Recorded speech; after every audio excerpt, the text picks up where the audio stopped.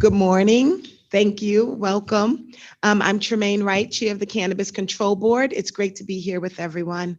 Today, we're in the Queen City of Buffalo with our host, Roswell Park Comprehensive Cancer Center. I want to say thank you for your generosity and for providing space for our meeting here today. Recognizing that we have a majority of the board present, I'm pleased to call to order another meeting of the Cannabis Control Board and to welcome all of you who are participating here in person, as well as those who are watching via our real-time live stream. So please note that board member Ruben McDaniel is joining via live stream from a location that is open to the public, as stated in our board meeting notice, and board member Jessica Garcia is joining remotely from a private location due to extraordinary circumstances.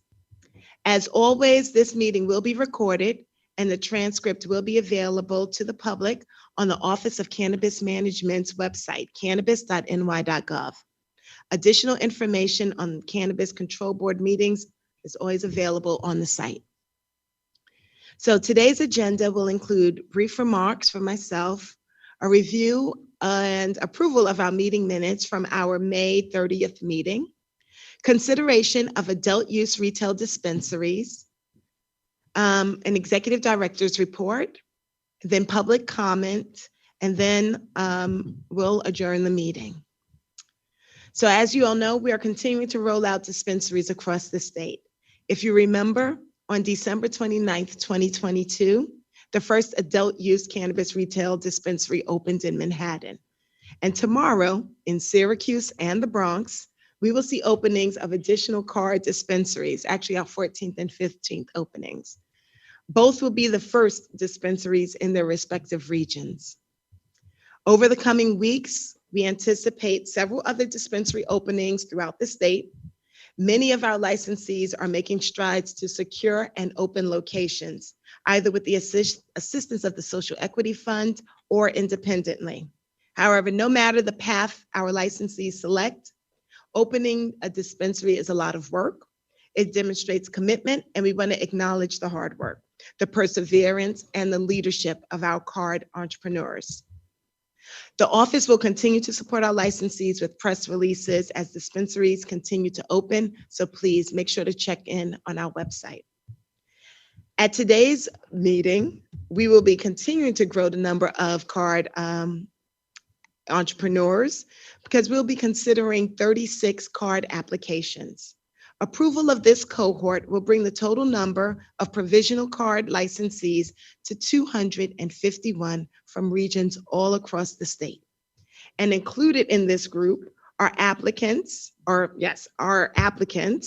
who are the first applications to be considered from the Finger Lakes region. So now let's move on to review and the approval of our meeting minutes from the May 30th meeting. May I please have a motion to consider and approve the May 30th, 2023 board meeting minutes? So moved. May I have a second? Second. Is there any discussion, concerns from the board? Hearing none, I'll call for a vote. All in favor? Aye. Aye. It's unanimous. And the motion to approve the May 30th, 2023 board meeting minutes carries. Now we're going to move on to our next point of business. May I please have a motion to consider resolution number 2023-23. It's a resolution issuing conditional adult use retail dispensaries. So moved. Second. Thank you. It's been moved in properly second. Before we begin discussion, any recusals from this discussion?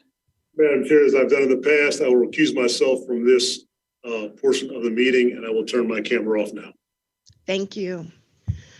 And now I'll ask Damian Fagan, the office's Chief Equity Officer, to please provide a brief overview of the card applicants before the board today. Thank you, Madam Chair. Good morning, Buffalo.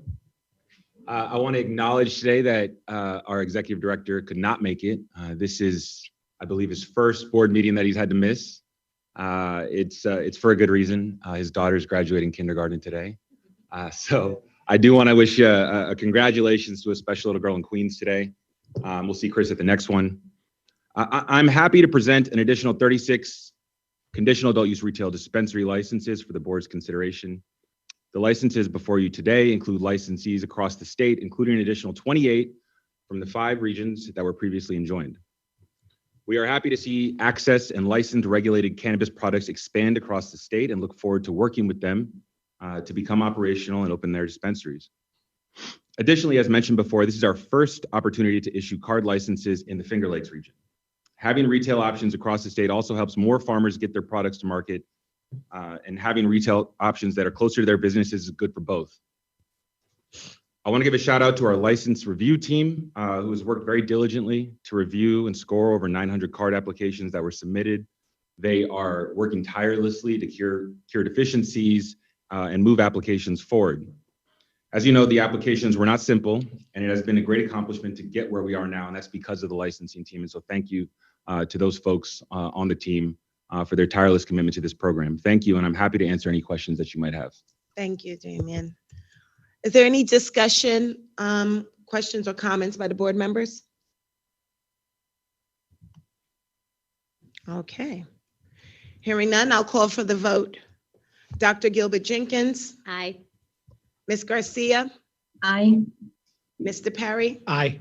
and I vote in the affirmative as well. The motion to approve resolution number 2023-23, resolution issuing certain conditional adult use retail dispensary licenses carries. Thank you. And now if you can, someone let Ruben know that he can come back and join us. That'd be helpful. And then we'll move on to our executive director report, please. We'll hear from Damien and John. Yes, because as been noted already, our executive director is unable to join us today. So please, I think John is beginning. John Kagia. Thank you very much, Madam Chair, and congratulations to our new licensees. Today, I'm very excited to share some of the important updates about the work that the office has been doing in our market rollout. I'm also very pleased to share that since our last board meeting, we've had the opportunity to support several of our licensees to operationalize their businesses. So as Madam Chair, you said, we're up to 13 operational retailers across the state. 5 are in Manhattan, 2 are in Queens, 1 is in Binghamton, 1 in Schenectady, 1 in Ithaca, and 1 in Plattsburgh, with 2 in Albany. And what's been exciting about watching this map expand is that we now literally have seeds of this retail market now planted right across the state, from the bottom to the top of the state, and this is going to continue to grow. We have our 14th and 15th locations scheduled to open tomorrow. The Syracuse location is opening with a large community-sponsored event, and we're very grateful to communities like Syracuse, which have been phenomenal partners in ensuring that all New Yorkers have access to safer, legal, regulated cannabis produced here within the state. The Bronx dispensary is a delivery-only dispensary, which we've seen as an attractive, low-cost model by which our licensees can get operational, even as they go through the process of finding the permanent retail location and building out those facilities. And so, particularly in the jurisdictions where, in the informal sector, consumers were used to having cannabis delivered to them, we think that this delivery model is going to do very well in the state, and we're excited to see that rollout of the first retail operator in the Bronx. Over the coming weeks, we expect to see many more licensees opening their doors, and particularly as those locations are matched, or those licensees are matched with their locations, this retail rollout will expand. A word to our consumers, please do remember that every single dispensary that is legal and regulated by the Office of Cannabis Management will have a dispensary verification tool. That's a QR code that you'll see outside the doors of the dispensary that enables you to identify which dispensaries, which retailers are regulated by the office, are compliant with the office. And so if you are looking for that legal, safer, tested cannabis product grown by New York licensed farmers and processed by New York licensed processors, look out for that dispensary verification tool in the shops that you're walking into. Next slide, please. A very quick update to on our retail sales. Momentum is building. In May, through the end of the month, we saw nearly $7.3 million in sales across our operational dispensaries. That's up about 10% from our April sales. And as I mentioned at our last board meeting, April had been a blockbuster month due to the spike that we'd seen in retail sales, stimulated by 4/20, one of the biggest selling cannabis days of the calendar year. So to date, we have generated nearly $23 million in sales, and that momentum is continuing to grow. And while currently about 21% of New Yorkers are living in a jurisdiction where cannabis is, where retail dispensary is now operational, we fully recognize that this is just the beginning. Having one dispensary in the city is just the start. Ultimately, this is going to be an industry that operates at the community level, at the neighborhood level. We are very much looking forward to the continued expansion of this retail access, given the scale of product that we are currently sitting on, that we have available and we have ready to go. One final point about the sales figures. We are starting to see some of the retailers who had opened initially as pop-ups now beginning to transition into their fully built-out locations. And that transition process will generally entail them closing their doors for 4 to 12 weeks as the build-outs happen, the stores get retooled and scaled up for their final kind of setting, before they reopen and continue to serve customers.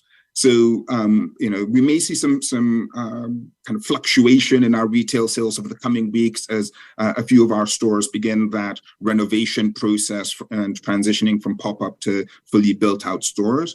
But we also expect that, given the rate at which new stores are opening, the reduction in sales that we might see from the stores that are closed will be offset by the launch and activation of our new retailers, like the 2 that are opening in Syracuse and in the Bronx tomorrow.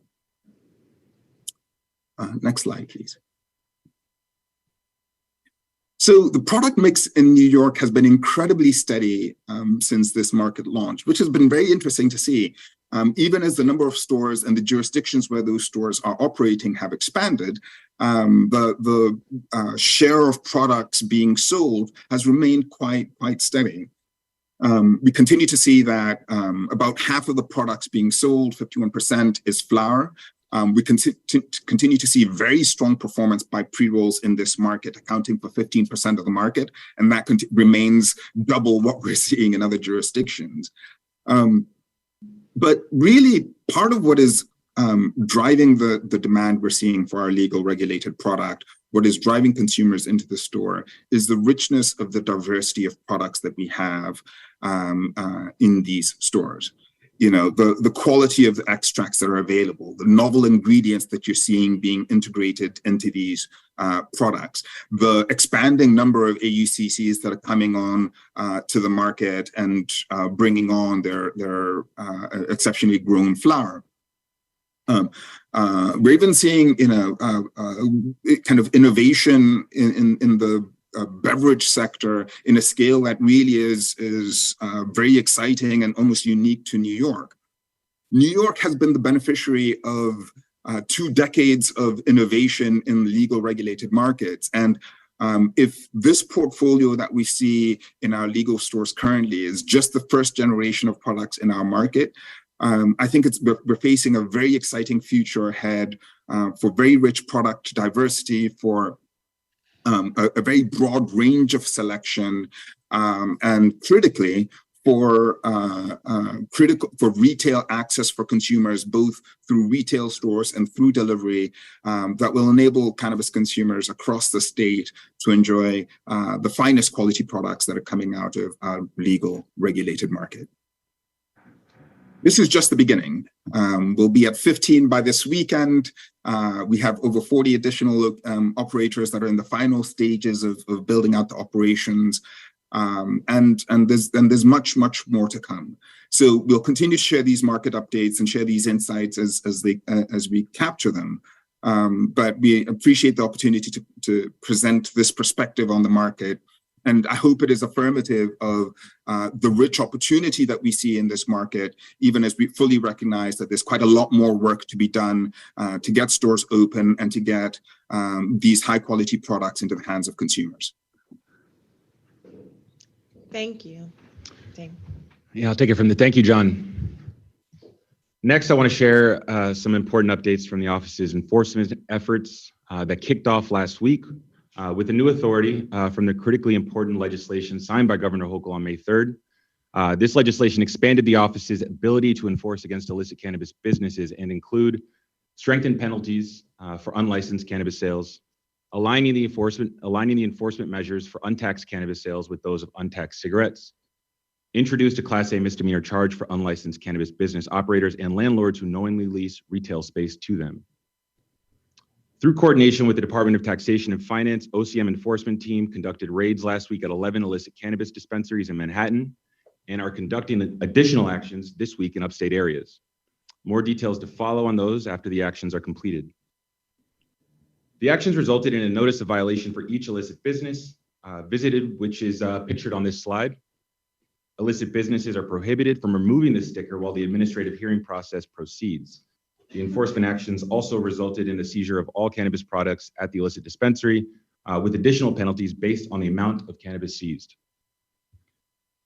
Additionally, there is a max penalty of up to $10,000 per day, which amounts will ultimately be confirmed through an administrative legal process, with potential additional penalties and consequences if sale continues at these illicit business locations. OCM and partner agency staff will be checking back on inspected locations to ensure the sale of illicit cannabis products has stopped.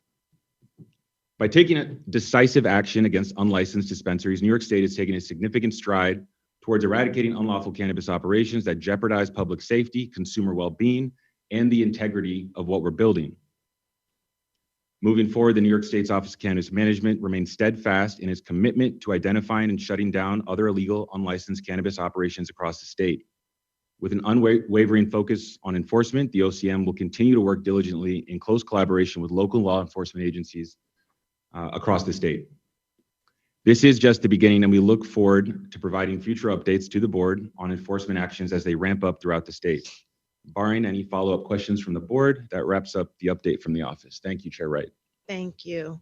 Are there any questions or comments from the board related to that update? Okay. So for our next order of business, we'll be, I'm sorry, I didn't see you, Jess. Yeah, sure. I guess,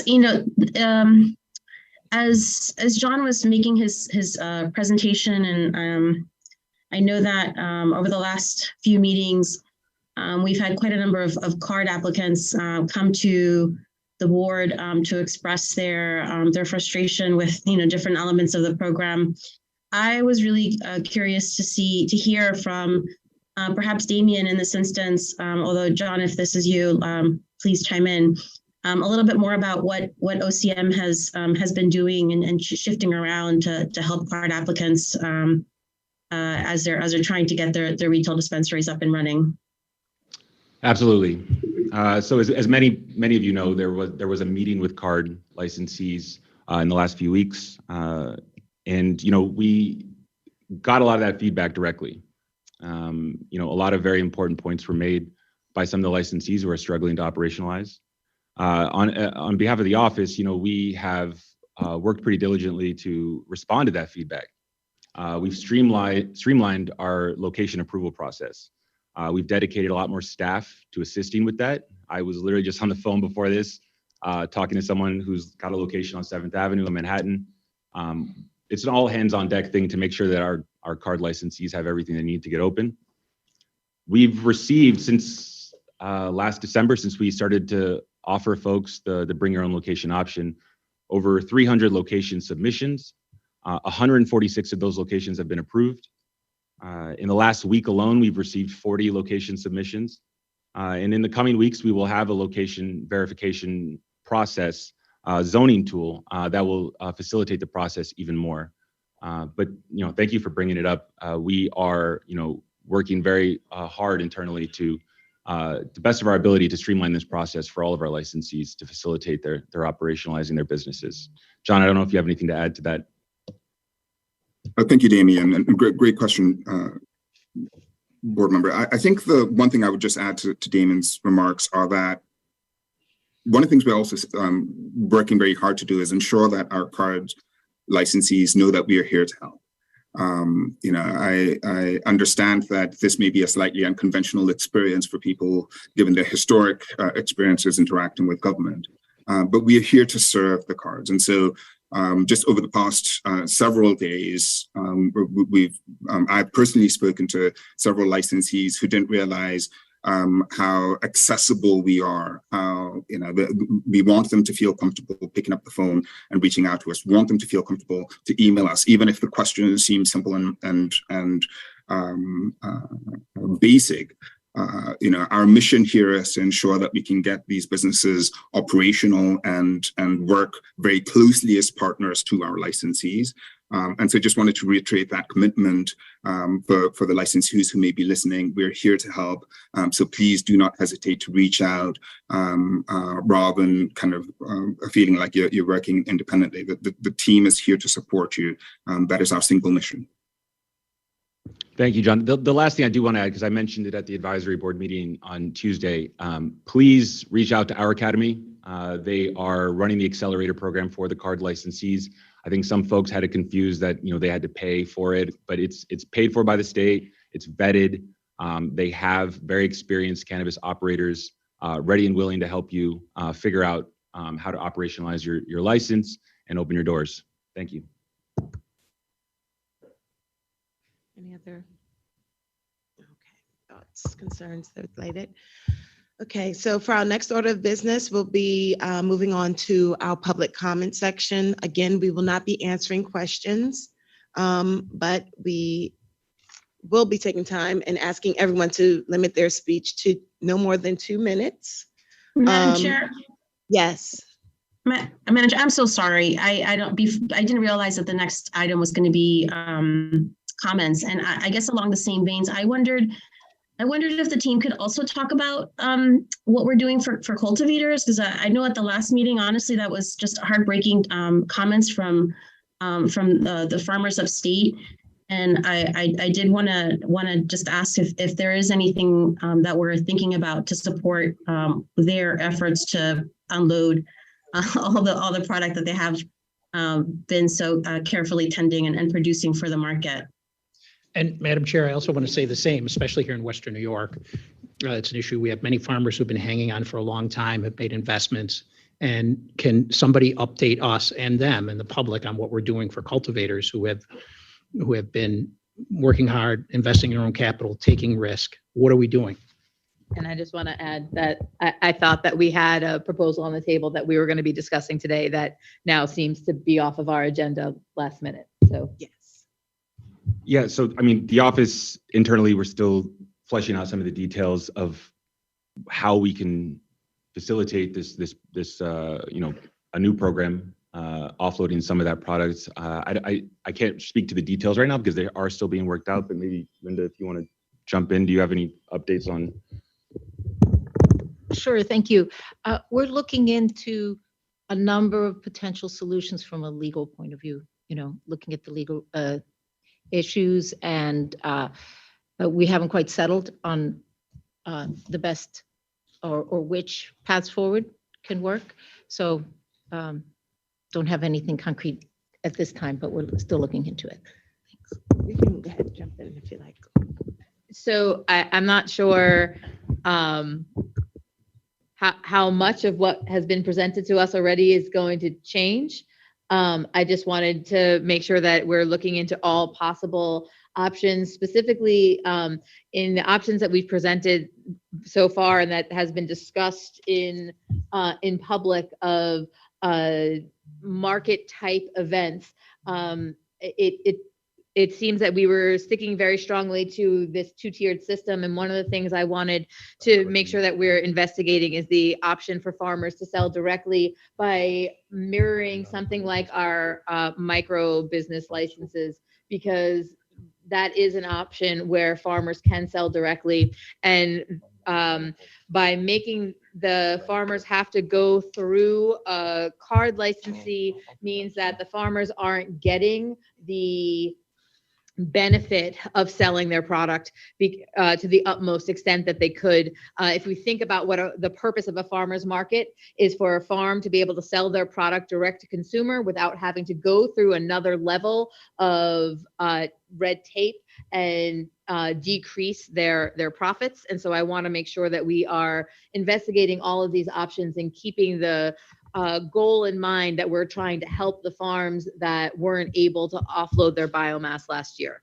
I want to jump in there as well. I know that as we've been thinking about a number of proposals, some of them have really, although we are calling it a show, we were calling it like an event model, it really leaned in on utilizing brick and mortar spaces.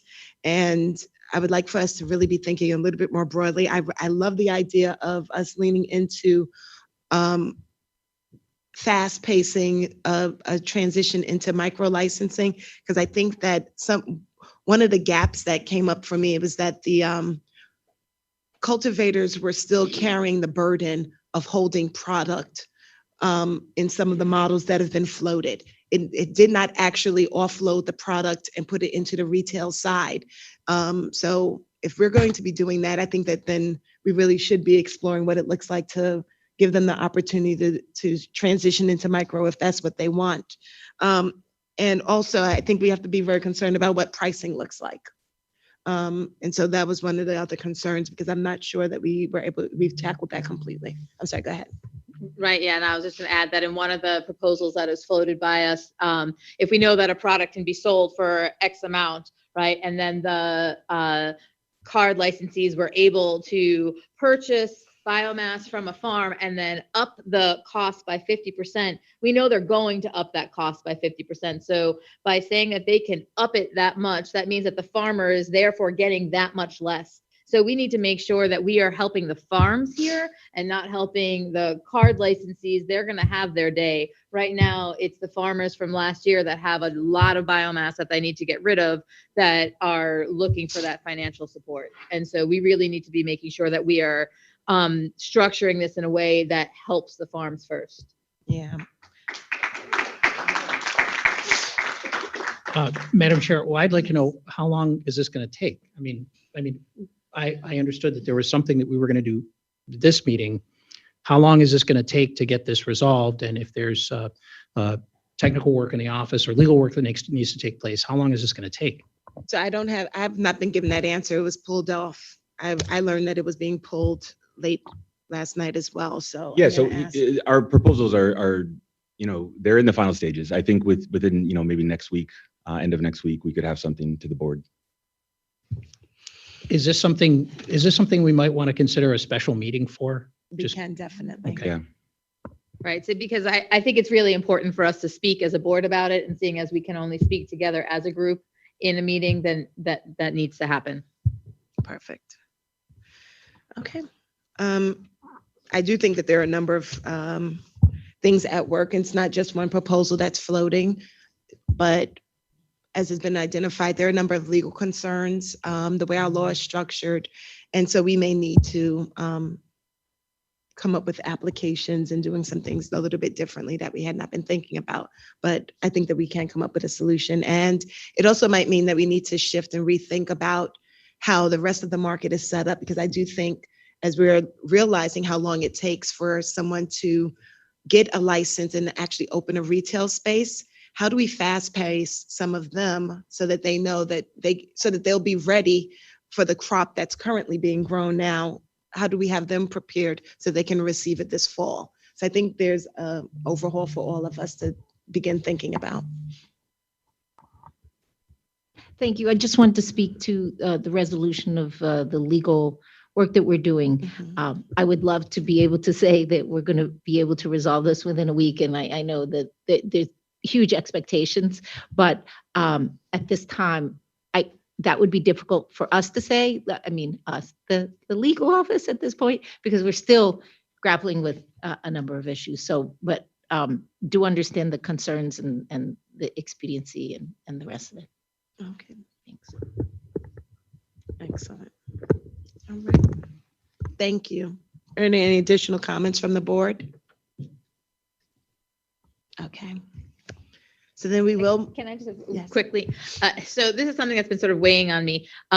We have these economic equity licenses, right? And so I just want to speak to the need to make this as fast as possible, because in any entrepreneur setting, whenever you have a new industry, the first people aren't cutting edge, they're bleeding edge. And so we took the people who were the most economically distressed and said, here, you guys get to be first because, and let's be honest, people were begging to be first. So it goes both ways, right? But we took people who are the most economically unable to handle the burden of being first.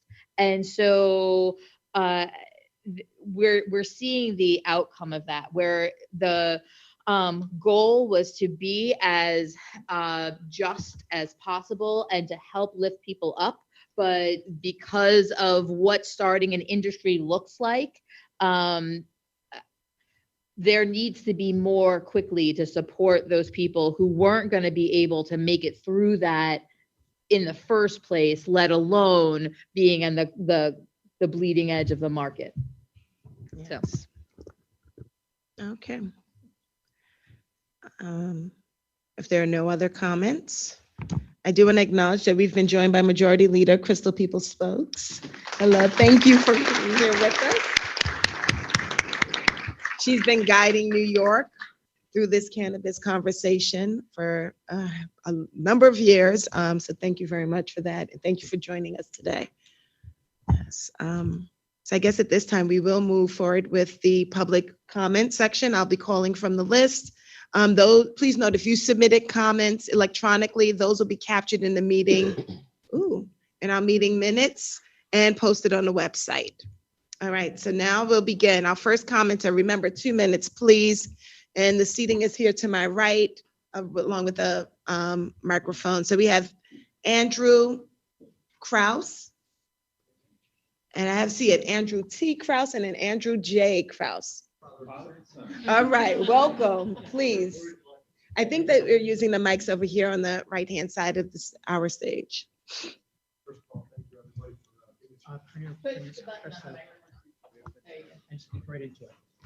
Thank you all for your time.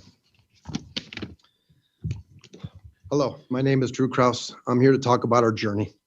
I'm one of the owners of Buffalo Kind. I stand here today along with my father, Andrew T. Kraus, our president. I'm here to fight for our survival. We're a family-run business, which has included my brother and one of my sons who are out at the farm today. We're 3 generations of cannabis farmers with no outside investors. My father started Hop and Hemp Tea, which has turned into Buffalo Kind, 2018.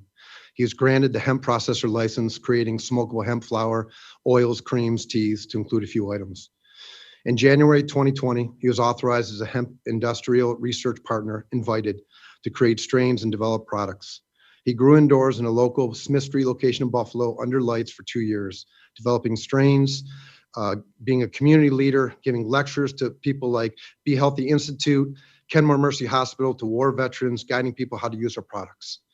Recently got his nursery license as part of our customers wanted to grow their own hemp. Then it all changed. We received the cannabis license in 2022 to grow our own. At that point, Dad asked myself and Derek, my brother, to join us and build the family dream, cannabis farm. We reached out to OCM and asked, where do we obtain seeds to grow cannabis? There was no outlet. That was our first delay. When the timing of the license hit, we acquired our genetics. We got plants ready. We got in the field. We got in July, 4 weeks late in Western New York. Very difficult to grow outdoor in New York so late. With the limitations, only using 20 lights, we went for it. We converted from our indoor to outdoor. With a 2-year license, conditional license, we decided to rent a farm, not knowing where the future was, opposed to buying our own farm. As we started to grow, the combination of early winter and the late start, we lost 30 to 40% of our harvest. We were faced with how to dry out our crops and how to save them for the snow and frost. On top of this, the OCM announced no dispensary to open in Western New York. Our company, Buffalo Kind, we want to be regional. We want to support Western New York. Once the dispensaries weren't open, we quickly pivoted from our current drying process to going out and buying a resonator crop cryo freeze system.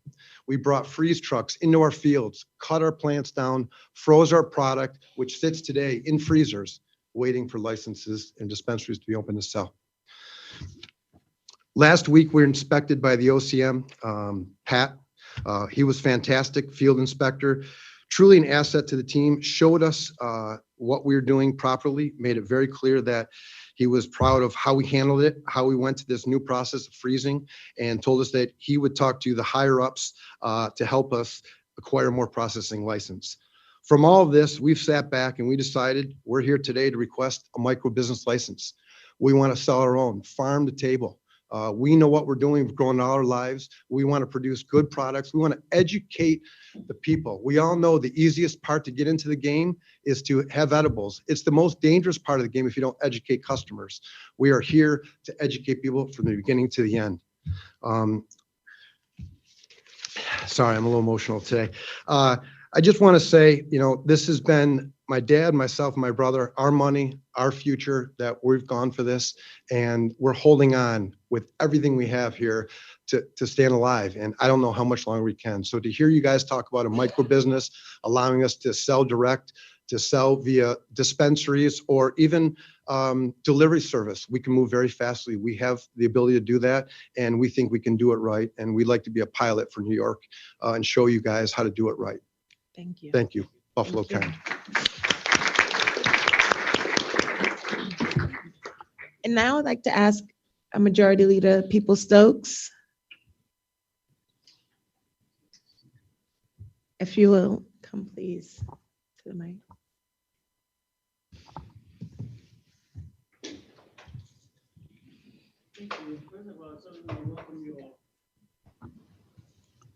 Thank you. First of all, I want to welcome you all to Buffalo, the great city of Buffalo. You're always welcome here. You should come as often as you can. And I want to applaud the people who are in the audience, because, there are a lot of people who love to think they know everything about what's going on. But then when it comes time to go into the place where you get the facts at, they're not here. And I hope that the people who are here will begin sharing the real truths in the community about what's happening. And this is a part of the real truth, that somebody has to be deep in the weeds, figuring out how to make the sausage taste good at the end of the day. That's what you all are doing. And I will remind people that if you look at any state that legalized adult use, or even any country, in fact, that legalized adult use, none of them were up and going in 2 years. None of them. And certainly none of them has an agenda like MARTA does. Social equity. We want to invest in New York farmers. We want to invest in the people who suffered the most harm. No one else has tried to do that. Now, I can tell you, I've met every major state operator in the country. They've been in my office. They've been to Buffalo. And they've been to Albany.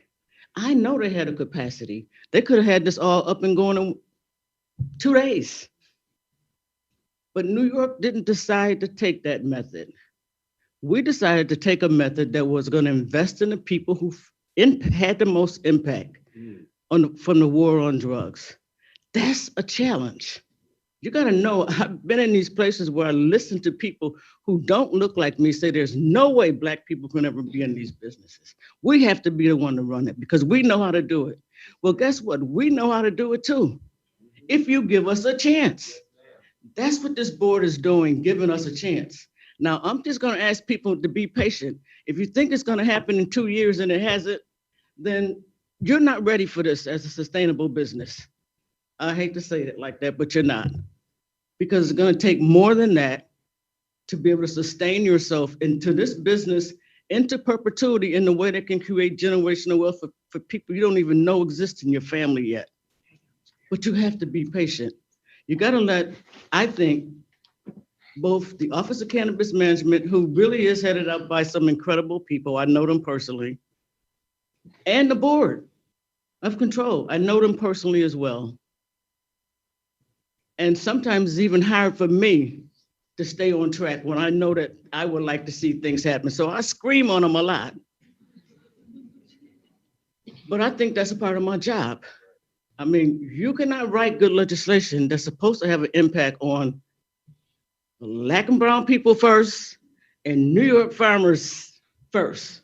You cannot write that in the statute and expect that it's going to happen if you don't maintain how it gets implemented. That's what I do. So that's when I have to scream on them sometime. But while I'm screaming on them, it's all for you. It's for you.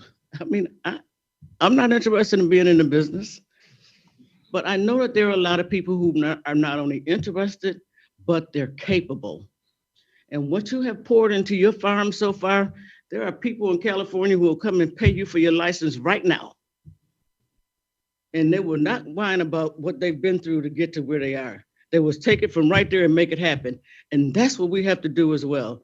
I also will remind our board member that we actually did pass some legislation last week that is going to begin to look at how farmers can have access to selling a product that's still, quite frankly, governed by federal transport issues.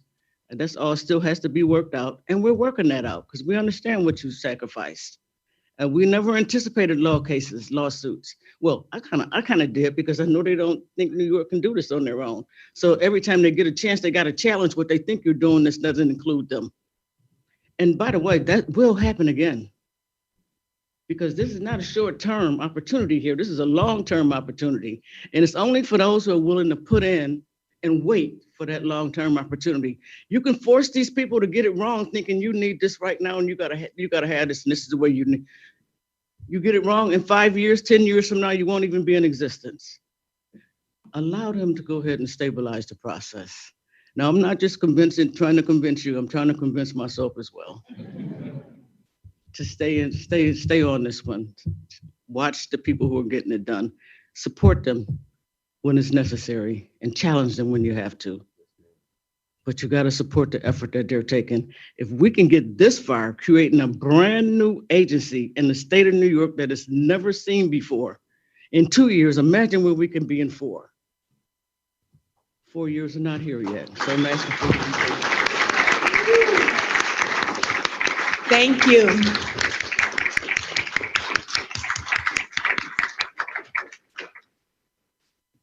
Thank you very much. And we are going to continue with the remaining public speakers. And I'm not calling on the next person to put them behind after the majority leader on purpose. You just happen to have signed up, Carrie Trammell. So, and then after Carrie will be followed by Todd Stimson. Is Carrie? All right. And Todd Stimson, you'll be the next person thereafter. Thank you. Hello, my name is Carrie Trammell, AUCC 0000008, owner of the Relief Market in Jamestown, New York. I am also the secretary for the Cultivation Committee for Canny. First, I would like to say thank you for entering our space in Western New York. We're grateful you were all here. And I would also like to thank Roswell for allowing us to have this space. As a mother of a pediatric cancer survivor, they do great work. Thank you for all the card applicants that receive licenses today. We wish you all well in your future endeavors. I am here to advocate for the need of a grower showcase or another outlet to sell our 2022 harvest. I have been attending my own town council meetings almost every month since 2021. And even though they opted out of retail sales, I have still been advocating for the cannabis industry and how we can keep things moving along to educate them to maybe one day they will opt in. Last week, I updated them on the grower showcase model or something similar that potentially could help people in our county have a place to sell our product. They have added us to the agenda for July because through my activism, they have learned that, you know, we can educate them and they can learn from us. And so they're willing to give us an opportunity to bring them back some feedback and potentially give us a special use permit to hold this at, you know, at our store. So, you know, we're all struggling. We're emotionally, physically, financially strapped. We're all trying. We all just need an outlet. Just give us some outlet, any outlet. You can call it anything. It doesn't matter. Just give us an outlet. Give us a chance. Thank you. Thank you. Todd Simpson, followed by Elise Bergio. Hello, I'm Todd Stimson. I was born in Jamestown, New York in 1970. Cannabis awareness, knowledge or perception of a situation or fact. We need to raise public awareness of the issue. Our family's business was formed not for recognition or because of the prospect for money, but to raise public awareness. In 2011, we took steps never taken before in North Carolina by forming a cannabis business and purchasing North Carolina marijuana tax stamps that must be attached to cannabis in your possession, even though it's illegal to possess. That same year, we went through the United States Patent and Trademark Office to register the only cannabis ribbon in the United States. Fast forward to 2013, we paid thousands of dollars in marijuana tax stamps and actually received the registration certificate from the United States Patent and Trademark Office for the cannabis ribbon.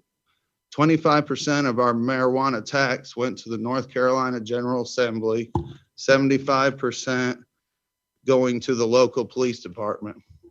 That same police department raided my family's house with AR-15s and sent me to prison for 25 months for growing marijuana with North Carolina marijuana tax stamps attached.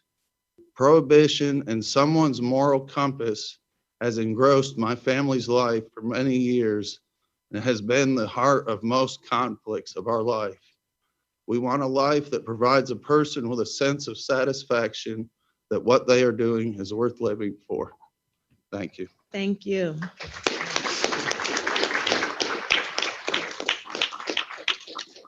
Elise Bergio, followed by Evan Redding.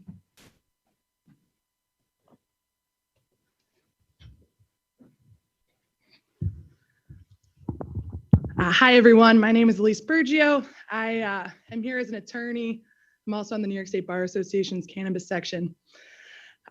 Just a comment, generally, I think it's important as we're rolling out these licenses and applications are about to go close to September is true party of interest is very complicated. I think that the lawyers in the room can all say that we're having a difficult time really designating the goods and services providers, which are exempt, non-exempt, MSAs, all of these really big issues with TPI that we are, I think, having a hard time getting our handle around and the type of interest that people should be taking on all these businesses, especially with all the financial issues that people are having raising capital. And you can see this on all ends, right? You have AUCCs who are losing money every single day. The transition into the general is going to vastly change their TPI structures. You've got the DASNY fund, which is struggling to get moving, and people are having to find money now. And overall, we're just seeing a huge issue there. So all I can say is that I think TPI needs to be really vetted out, and hopefully we can talk with lawyers on this issue because they're the ones guiding and hopefully not committing malpractice. So thank you. Thank you. Evan Redding, followed by Justin Merkel.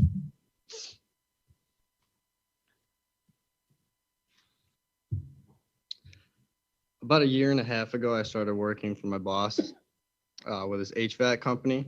About 6 months into that, the opportunity of a lifetime came about. So far, it's been a struggle.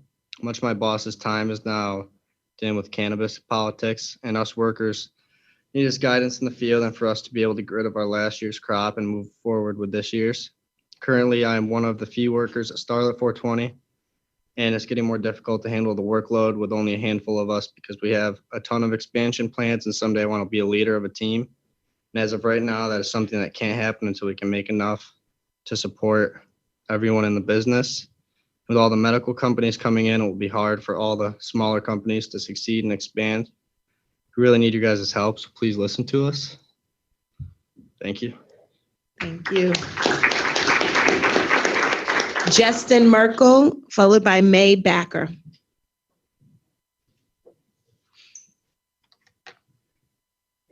Hello, everybody. Thank you for being here, Assemblywoman. I really appreciate it. Your last performance was quite well, and us farmers really took appreciation to that. So we definitely thank you. For our board, we also thank you guys for being so receptive to all of us.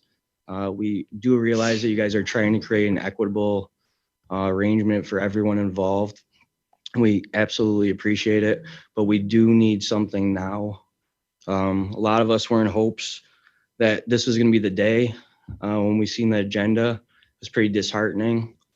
We're very glad that one of your board members was very loud this morning and kind of gave us a little bit more hope once again, but it's ending soon. Like, our hope is falling apart.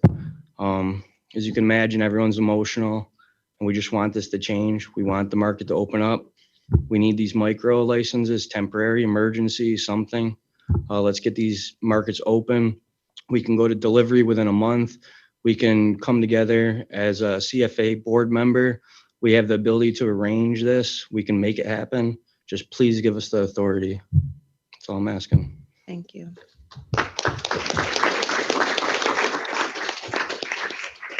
May Backer, followed by Juan Aguirre. Did I say that right? Okay, sorry.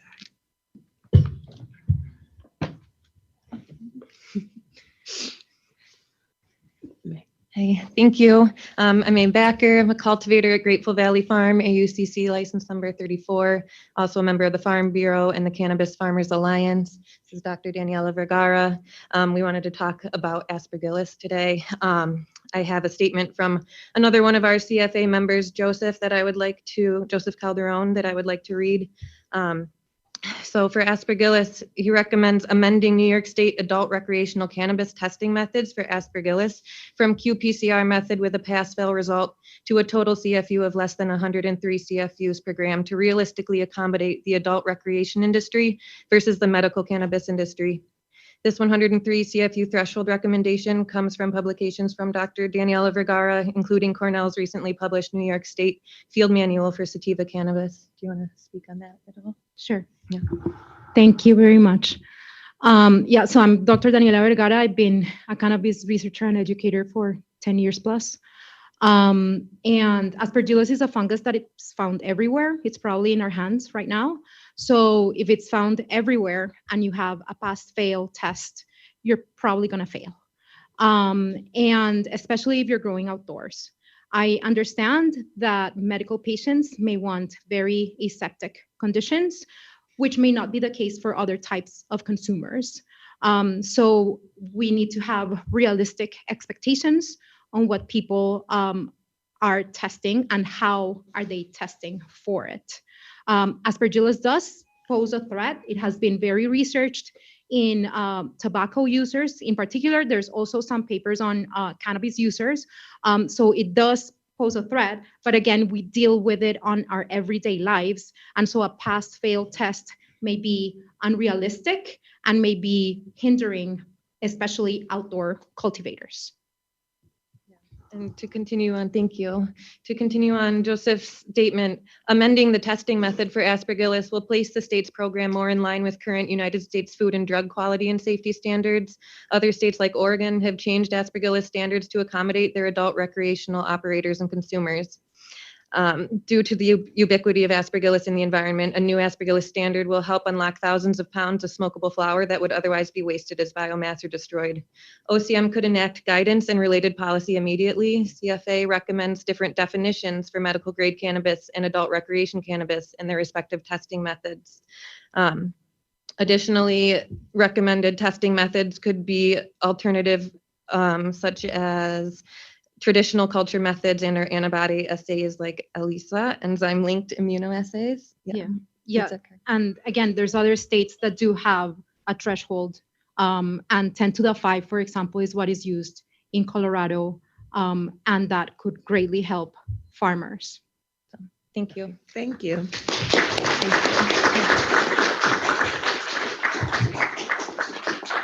Juan, followed by Michael Yeager.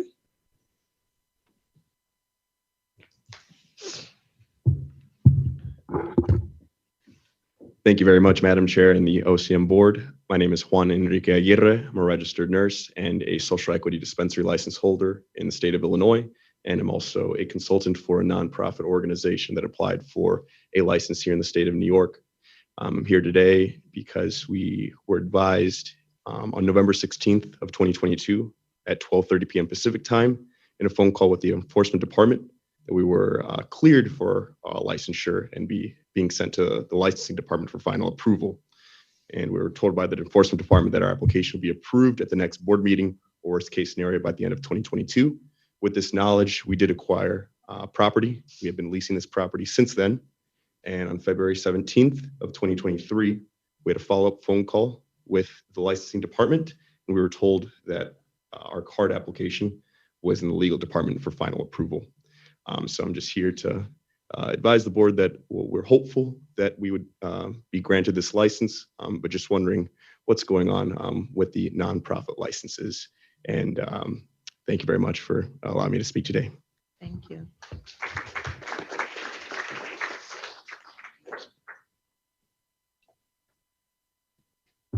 Members of the board, I appreciate your time. It appears that we're working on a timeline for farmers markets, but we do have local existing farmers markets in cities that have opted in. So I would disagree with that we need brick and mortar solutions. We have those solutions here. We just need the regulations to be passed so that we can kind of further go forward with those markets. I would also like to address the potential legislation for Native American sales. Our existing costs for lab costs are greater than what Native American reservations are currently paying.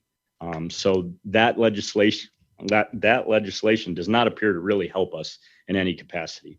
We'd actually be selling at a loss and furthering our losses. I'd just like to say that small farms cannot continue to accept losses. Some of us now are approaching 14 months with zero revenue generation. As we go on, those small farms are going to really face economic distress. Currently, based on our losses of last year, we're only growing at about a 30% capacity. I've let go basically all of my employees and basically working myself just to achieve that capacity. We might bring somebody on at the end, but again, that's not good for economic development in this area. Thank you. Thank you.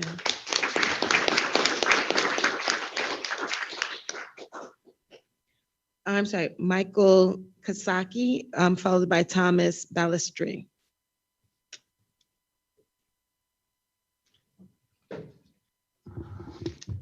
Hi, everyone. I'm Mike Casaci. I'm a cultivator here in Western New York, license number 110. I'm also a member of CANI. I'm also a member of the Cannabis Farmers Alliance. I have been fighting and trying to get into the cannabis business forever in New York. And, I'm here now. I'm a licensee. I have been growing with my dad. We are in a beautiful greenhouse that we literally spent everything we had trying to set up. We borrowed extra money to get it going. We have beautiful flower coming out of our facility. And we were really hoping today we would hear some news about some new avenues for sales.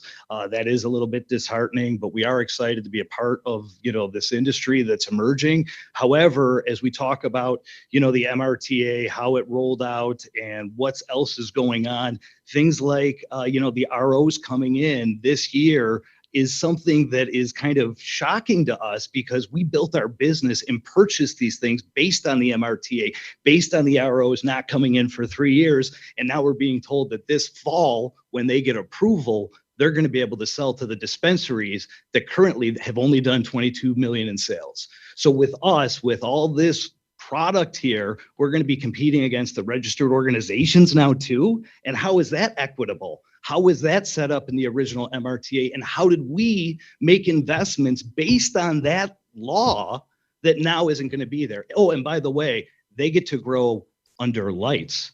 In my 40,000 square foot greenhouse, I get 20 lights. And they're going to be light years ahead of me years from now if they have the opportunity to enter that market and I don't have the opportunity to get the better quality up to the standards of what the market is demanding. So give us the opportunity to create great flower and give us the opportunity to sell it. And I promise you, we will be great, people in this community. And, thank you for your time. That's all.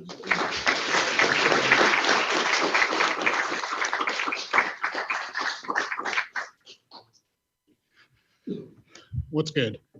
Thank you for allowing me to speak to today's meeting. My name is Thomas Balestria Jr. I'm a mentee in the Cannabis Compliance Training and Mentorship Program. I'm here today to extend my appreciation to all the individuals that labored to allow me the opportunity to participate in the CCTM program and to ask the board as well as the office to continue to support the mentees from the CCTM program as we seek licensure in the adult use cannabis industry. There's a lot of legacy individuals in the CCTM program. Continuing to support, providing support for individuals to overcome knowledge and or experience gaps and provide resources that would be available to any other startup business by various agencies that cannot work with cannabis due to the continuation of cannabis prohibition on the federal level will ensure that the legacy community can transition into the well-regulated adult use cannabis market successfully. I'm also a justice involved individual, and I would humbly ask the board to consider releasing the data on which communities are going to be defined as disproportionately impacted as per section 87, paragraph 5, subparagraph G of the MRTA prior to the release of the final regulations to allow individuals to better prepare for applying for licensure and forming their business plans based on the resources that may be available to them. When I decided to apply for the CCTM program and seek licensure, I put a lot of time and thought into what that looked like and how I could become part of the solution, as I believe that anyone that enters the adult use cannabis industry in New York also takes on the responsibility to ensure that an equitable marketplace is formed that attempts to provide reparations for the injustices caused by cannabis prohibition. I am hopeful that I will have the privilege of being awarded a license in the adult use cannabis industry, and I look forward to working with the board to ensure that equity is achieved by building off of the commonality that we all have in cannabis and together forging a path towards mutual understanding and mutual prosperity. Thank you for all you do for the community and for your time today. Thank you. Joanne Kudrich, followed by Dan Livingston. Joanne? Okay, so she will be followed by Dan Livingston and then Ed Cleary.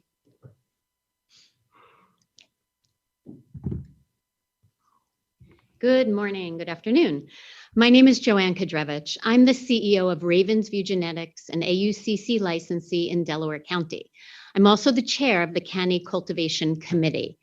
First, I would like to thank you for participating in our Canny Cultivation Town Hall event 3 weeks ago. I also want to thank you for using our forum to share the exciting news about this grower showcase model. Since that time, our committee has been working diligently with the county leadership across the supply chain to develop what we believe to be a tight operational flowchart as a basis for developing protocols and guidance for this model. We've also been working diligently to curate large-scale venue relationships across the state in order to best offer opportunities, not just to our individual farms, but to licensees all across the state for financial relief. You heard our challenges. You came up with solutions. You ignited a spark of hope among our communities. We see a light at the end of this short tunnel with the grower showcase model so that we can reap some of the revenues and benefits of our labor in 2022. While I understand now that you're planning to meet as a board, we ask you to work with us and to keep your foot on the pedal to move this program forward quickly. We want to start operations by July 1. We're at the ready. to communicate with you, to collaborate with you, to mobilize. We have deliverables for the legal team. Please don't feel that you need to do this in a silo. We can participate in creating the model. We are ready to meet to share insights and program development. We have considered everything: compliance, seat to sale tracking, POS systems, security, you name it, we've thought about it. Please act quickly. Many of us are depending on it. Thank you. Thank you. Dan Livingston, followed by Ed Cleary, then Damian Cornwell. Nope. Hi, my name is Dan Livingston. I'm the Executive Director of the Cannabis Association of New York. I can't say much more than what Joanne already said before me, but I did come out here today because I wanted to let you know about something unusual that's happening right now with these grower showcases, with, you know, the talk of them at least, that throughout the industry, growers, processors, retailers, everybody's excited about this policy. And I haven't seen that since this cannabis legalization program started. It's pretty extraordinary to finally come up with an idea that everybody agrees is serviceable, workable, can solve problems across the board. And I came out here today because I spend countless hours talking to people in the industry, and I have for 4.5 years now. And there are a lot of people who couldn't make it out here today, and I wanted to speak on behalf of them. The Cannabis Association of New York has over 550 members stretched out across the state, representing the entire supply chain. And yeah, I mean, there's a lot of strife, a lot of disagreement in the industry. It's not uncommon. And I can definitely appreciate the work that this board and the Office of Cannabis Management does. I'm a former elected official. I know how difficult it is to get roasted all the time, and, you know, to be on the receiving end of a lot of criticism. But this is, you know, a pretty important moment here where you've come up with a policy solution that really the industry is gathering around, and you just have to take it over the finish line.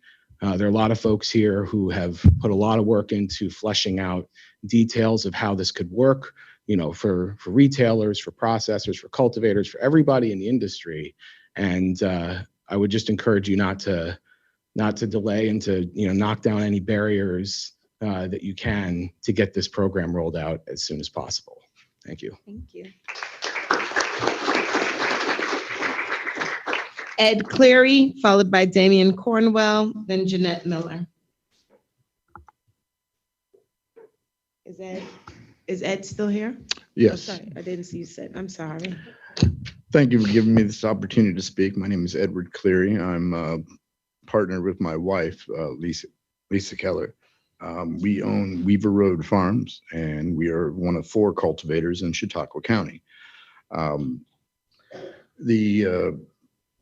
Our license number is 32. Forgive my nervousness. I'm not a public speaker. The majority of my comments will also be written down and submitted to the board. We have a hard story just like everybody else. I do not need to go into the details of our suffering. The wife has been keeping us afloat by driving for our local Walmart. And that time takes away time at the farm and puts more burden on myself. Like I said, I will yield my time and put more comments. I'm just honored that I get to meet this lady right here.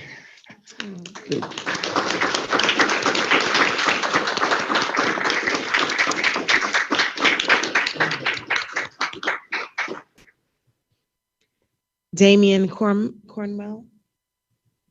Yeah. Followed by Jeanette Miller, and then Jordan Dericia.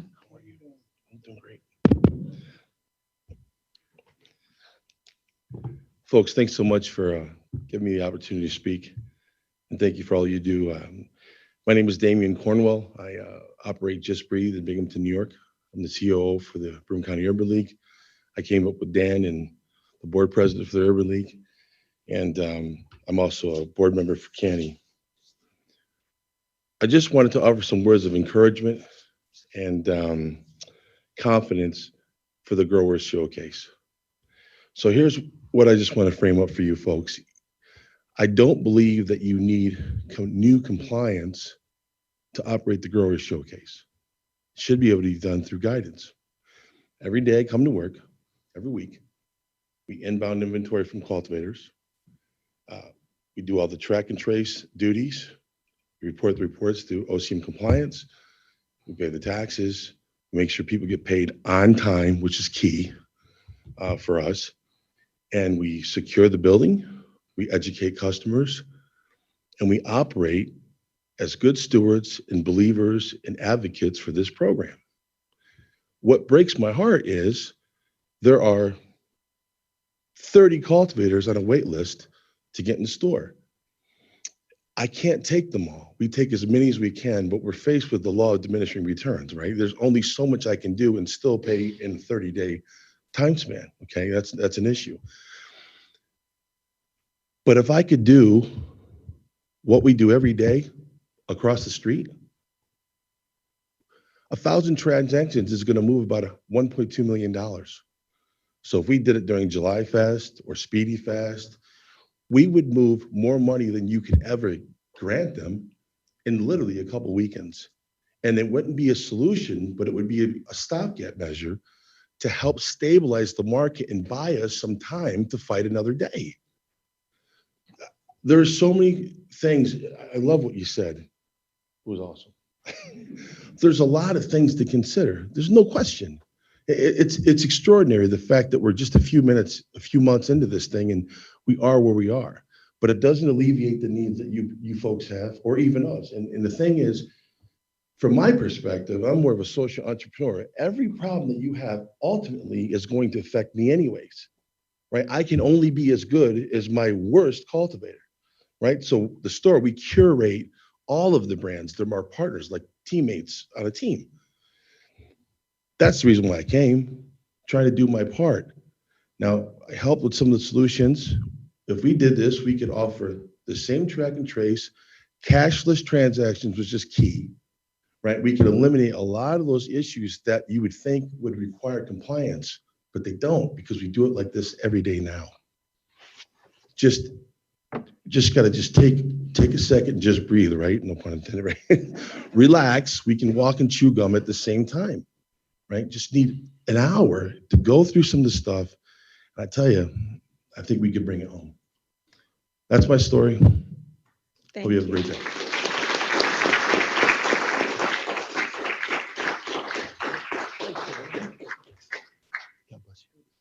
Jeanette Miller, followed by Jordan DeRizio, sorry.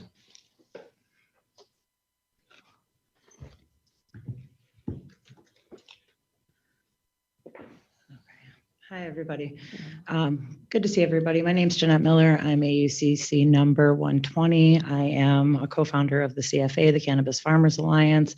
I'm also a proud member of Farm Bureau. I sit on our county board and then 3 state committees, the Cannabis Committee, the Specialty Organic Crop Committee, and the Pro Ed Committee.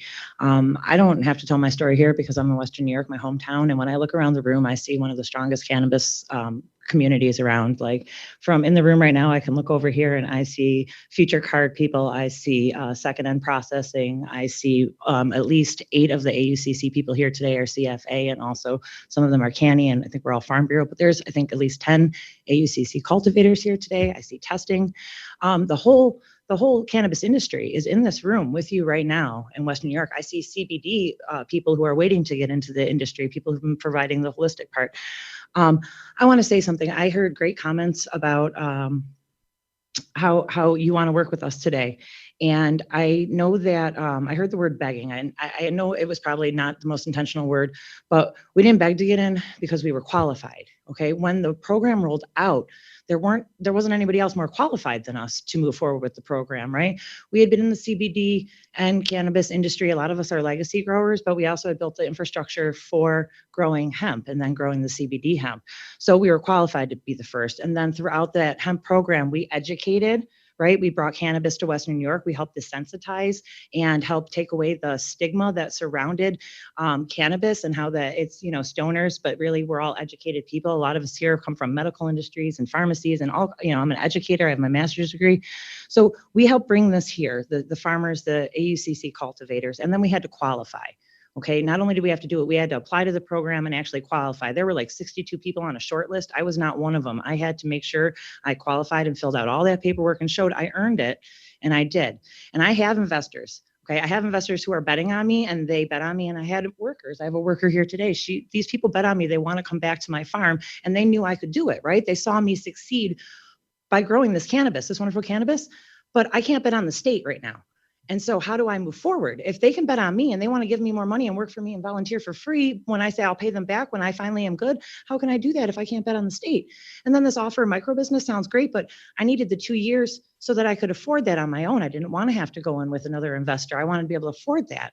We could do a direct point of sale, just like a community supported agriculture. It could be online. They hit the landing page, boom, order, and then I go on my deliveries. Or I have my one location that they all meet me at, like a CSA. It could be a 1-point direct sale through a landing page. I mean, we could figure this out in 100 ways. And I know you guys know that. Micro would be good for some people, and I want to do micro, but eventually, I can't afford it right now. And then how am I supposed to bet on that too when the ROs are going to come out? So wait a minute. I put all my money into the CBD. Now I put all my money into cannabis, adult use cannabis. I grew 1,000 pounds. I have biomass. There needs to be something done with it. Now, the cannabis has to come first. If you don't have it, it doesn't go in the stores. So now we have the stuff we have to move. We have to start again this year, bring that into the stores. You're asking us to do that. Without us, who's going to do it? Except the ROs, which will crush us. But anyway, then you bring the ROs out. You're going to ask me to invest all this money in a micro business, and then the ROs come out and crush me again? Or the card people that want to become micro businesses also, and they should have that opportunity, but then now we're competing against each other. And now we're also going to compete against the ROs who have the ability to crush us. We have the only legal cannabis in New York State. The only legal cannabis was grown by us, and we need to find out how to, work with it to get it out to the consumers and then move forward so we can have the next batch going into the stores when they're ready, because we have the legal cannabis. Everything else is illicit or medical. And it's like the cart before the horse. Thank you guys for listening. Ed and them, they worked in Antarctica. Okay, like those people are hardcore. Sorry, guys, I'm calling you out, but I mean, that's amazing. And then for him to be choked up over here, I mean, when we're over here crying, we're strong people and we're like being vulnerable to you guys. And so I hope that you understand that. And then the support here, like we all are on different parts of the industry, but we're here in Western New York and like cannabis strong. This industry is family. Thank you guys.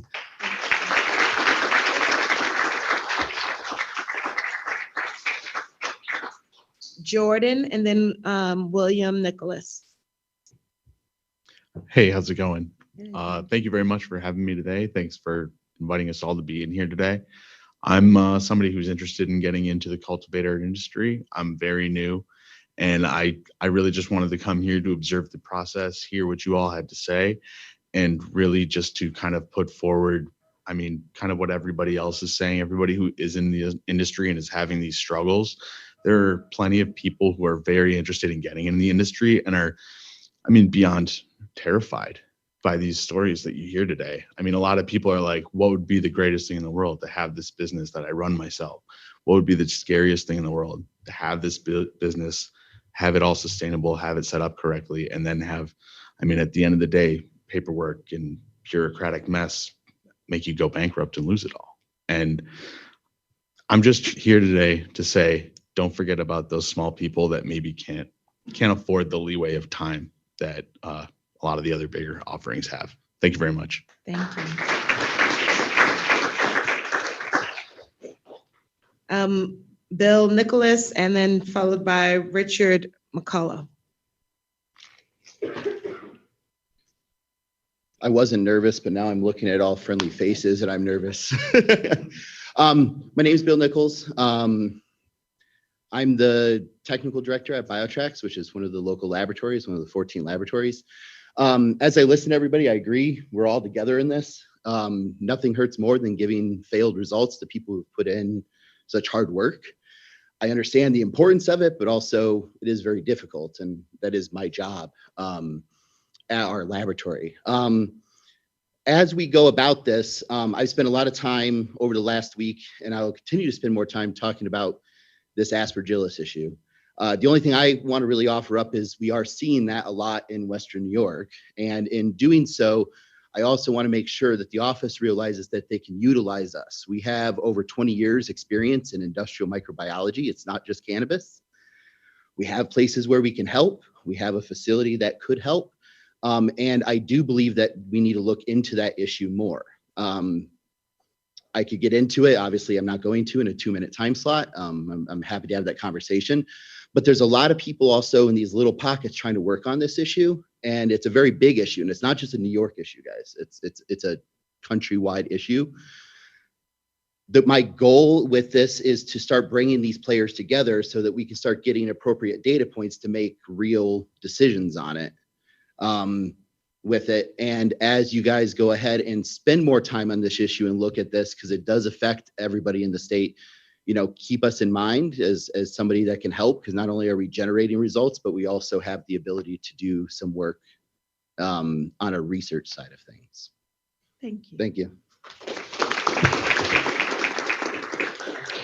Richard McCullough, followed by Jeffrey Medford, and then Jeff Jones. So Richard. Madam Chair. Hello. No, you're off. What do you know? Madam Chair, Ms. Wright, Damian, the board, it's great to be here and see you in person. Thank you, Assemblywoman Stokes, for your wonderful and passionate remarks. My name is Richard J. McCullough. I'm a working farmer in Western New York, Rochester, Monroe County. I'm a member of Black Farmers United. I was chosen to participate in the CCTM webinar to learn about compliance as a cultivator. It was an extraordinary experience, very illuminating. I, along with my colleagues, have a much better understanding of what is ahead, of what is necessary to get into this market. My thanks to OCM for the opportunity. It was a stellar start, really. My concern is financial. How Black farmers can have a chance to enter the cannabis market. What are your thoughts and ideas and efforts to help us even have a chance to get into the market? In other words, we need grants, we need low interest loans, something to get started. New York State has a wonderful opportunity, an opportunity of a lifetime to get it right. If social equity is real, let's one day in the not too distant future say New York turned the tide, had the guts, didn't give in to greed to make the mistakes of previous states. And we know what those states are. It's happening now. Let's tell our descendants, New York got it right.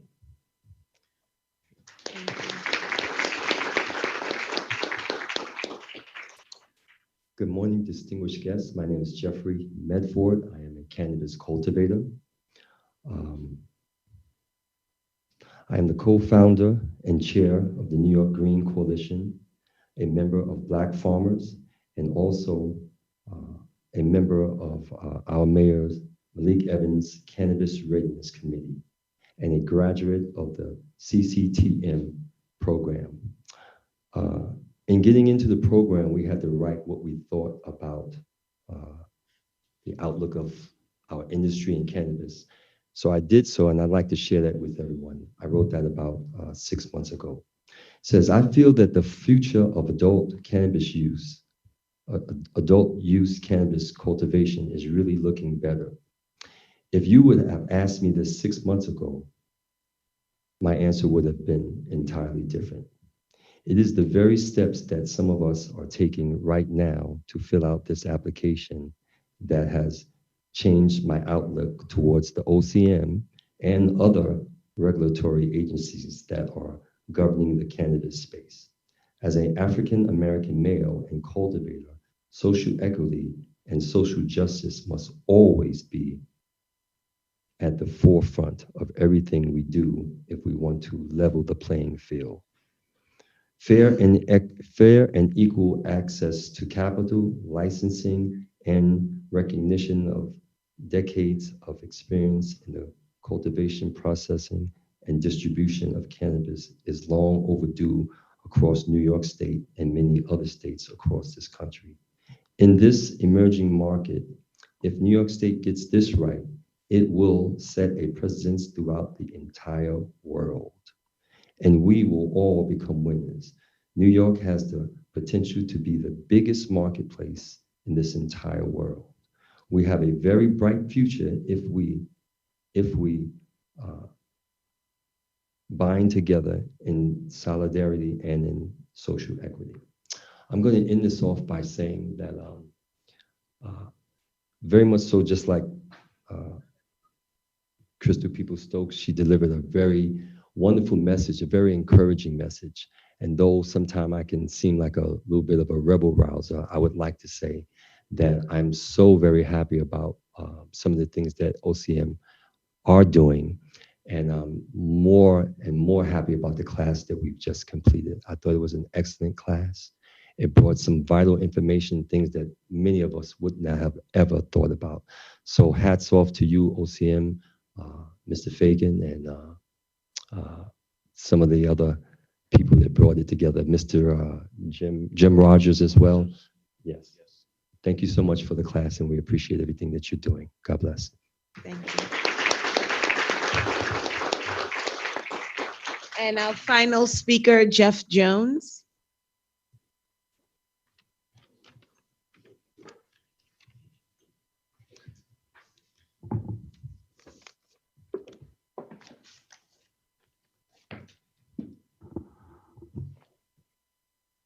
Ladies and gentlemen of the Cannabis Control Board, thank you for listening to our comments here today.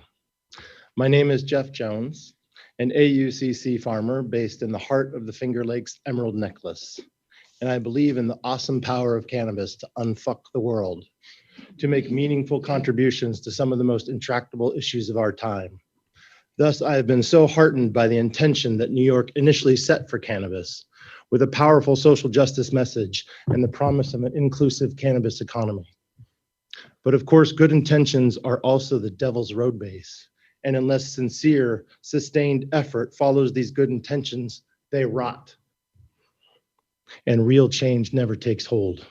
It is word and deed that is important. And so I am profoundly disappointed in the current direction and deeds of the state of New York and the many entities represented in this room. Collectively, these agencies are not moving fast enough to create a viable marketplace for small businesses.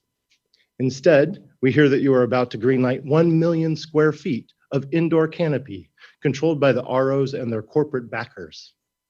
One needs to only Google glass house farms to see how similar decisions have decimated small businesses in California. This is to the detriment of card shopkeepers working to make sales, the detriment of distressed farmers working to sell their flowers, and especially to the detriment of consumers who are unable to access tested products from trusted sources they already know. This slow pace only benefits the well-financed and well-connected cannabis corporations seeking to unfairly dominate the New York market. I hear a lot of talk of generational wealth. Generational wealth is not creating a deal flow pipeline of social equity companies who can sell out to corporations in the next 5 years. Generational wealth is creating enterprises that give our grandchildren and their grandchildren good livelihoods. Generational wealth is creating enterprises that restore our lands and ecosystems. Generational wealth is creating enterprises that help communities heal the wounds from decades of misguided cannabis policy and its brutal enforcement. You are not on your way to creating generational wealth. You are on your way to creating generational debt and despair. We had a suicide prevention professional on our recent cultivator call. That is heartbreaking. You are 100% on notice. If you do not take action now to increase access to markets, starting with the OCM Growers Showcase proposal, or I prefer the people's markets, then all of the rest, the words and intentions, the preferential licensing, the training and mentoring, the access to loans, all of which has been pretty damn good out of the gate, doesn't mean squat. Please get more cash registers ringing up New York's diverse, world-class cannabis products now, and truly make New York's cannabis economy accessible to small businesses. Thank you.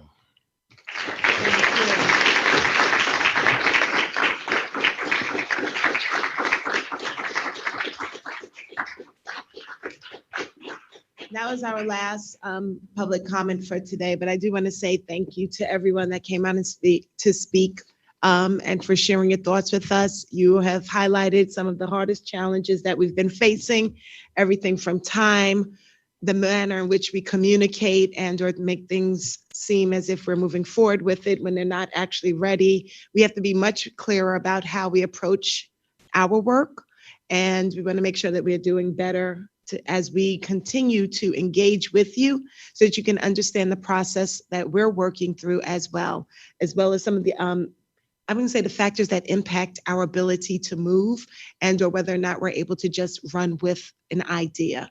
So I think that there is a lot of work for us to do, and we appreciate you taking the time to talk with us and to let us hear the feedback, the real-time feedback on the manner in which we're moving. So I know that we want to continue to move this forward. It is not fault upon deaf ears. We are all still committed to figuring out a solution for not just cultivators, but our processors, as well as our dispensary owners, and also to figure out how do we shape this marketplace so that there is room, as I consistently say, there should be room for everyone here. So with that, I just want to turn back to the board and ask if there are any new business and or announcements from board members. New business? Yes, Mr. McDaniels. Yes, thank you, Madam Chair. I appreciate it. As of the end of today's meeting, I am resigning from the Cannabis Control Board meeting. It has been a tremendous honor to serve on this board, and I thank Governor Hochul for the opportunity to serve New York State in this manner. The governor's vision to make New York State a leader in cannabis social equity is a real vision, and I look forward to seeing it become a reality. I am proud to have played a role in building a new industry on the foundation of social equity. During my time on the board, we have accomplished a tremendous amount of work, and I know there's a tremendous amount of work ahead. DASNY and I remain committed to supporting the work of the board and the Office of Cannabis Management to create opportunities for individuals impacted by the unfair enforcement of cannabis laws. We will continue to work in partnership to support the entrepreneurs as they open dispensaries throughout the state. I'm grateful to the governor. I'm grateful to Majority Leader Stokes, Senator Liz Krueger, and all of the legislative members who've been so supportive of what we're doing. Thank you, Chair Wright, all the board members who've been my colleagues. I know you spent countless hours reading documents. The work you've done behind the scenes is often unappreciated, but tremendously valuable to this effort. I also want to thank Chris Alexander and his staff. They've been very supportive of me as well as of this industry, and I know they're fully committed to making sure they can complete the mission of making the New York State cannabis the leader in the nation, both in the industry of cannabis, but also in the social equity and righting some of the wrongs of the past. And finally, I want to thank the New Yorkers, the citizens who have really stood behind the cannabis industry, those of you who have put your blood, sweat, and tears into this. It will be a wonderful day when we all get this right. It will take time, it will take energy, it will take effort. And I just want to commend all the citizens who have made that commitment and look forward to working with you in the future. Thank you, Chair Wright.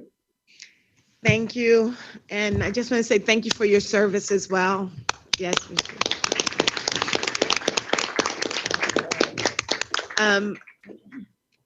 Thank you for being a part of the work that's that we're celebrating throughout all of these openings and new crops and everything else.